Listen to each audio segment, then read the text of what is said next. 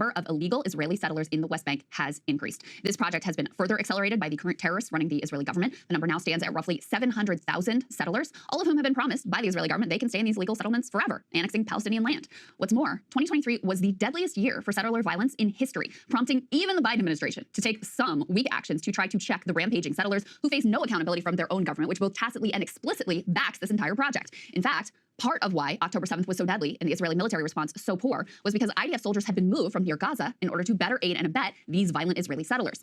The current hearing also comes at a critical time, as 11 cabinet ministers and 15 coalition members of the Knesset have made plain their desire to wholly annex the Gaza Strip and ethnically cleanse the remaining Palestinians living there at a conference that was dedicated to this explicit aim. 1.3 million Palestinians have already been pushed up against the border with Egypt as Israel bombs them and threatens a ground invasion. So the plans that are being made by these government ministers at the ethnic cleansing conference are hardly an idle threat. In fact, just as in the ICJ hearing on genocide, the explicit statements of numerous Israeli politicians featured prominently in the Palestinian presentation. As Israel's cabinet secretary wrote in June of last year, quote, Judea and Samaria were not seized from a sovereign state recognized by international law, and the state of Israel has a right to impose its sovereignty over these areas, as they comprise the cradle of history of the Jewish people and are an inseparable part of the land of Israel.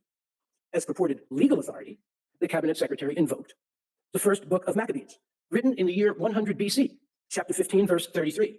It is not a foreign land we have taken, nor have we seized the property of foreigners, but only our ancestral heritage, which for a time had been unjustly occupied by our enemies.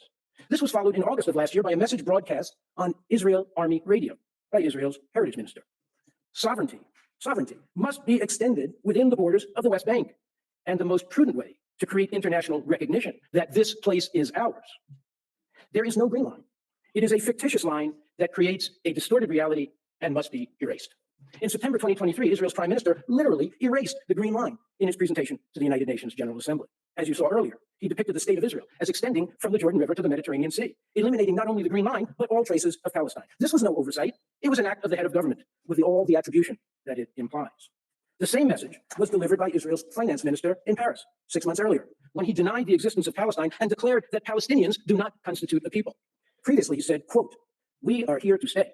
We will make it clear that our national ambition for a Jewish state from the river to the sea is an accomplished fact, a fact not open to discussion or negotiation. This has been Israel's consistent position.